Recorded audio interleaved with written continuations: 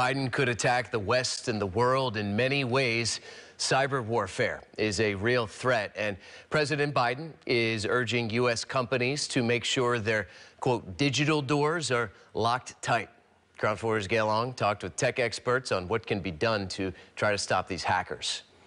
Shortly after the Biden administration warned of possible Russian cyber attacks earlier this week, Microsoft and San Francisco-based tech company Okta are investigating possible breaches.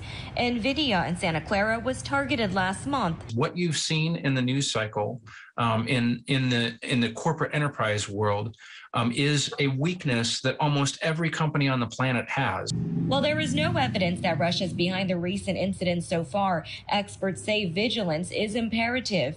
Richard Bird is chief product officer at a third-party identity cybersecurity company, Sexeta. So what companies really need to be on guard about is immediately taking action to understand the inventory of all the identities that they do business with, not just the workers that are inside of their own organization, but the outsourced agencies and all the different companies that they're doing business with. The president mentioned that multiple times, and when it's not a matter of if, it's a matter of when and who and where this is going to happen. Professor Ahmed Banafa, cybersecurity expert at San Jose State University, says it's not the time to panic, but rather be guarded. One example Banafa refers to is when the Colonial pipelines were shut down due to a ransomware attack last year. Somebody else or somebody on the other side of the world is trying to inflict some harm on the infrastructure of the United States that would reflect on the economy, that will increase the prices, that will lower the trust in the government. Experts say the best way for everyone to be safe as possible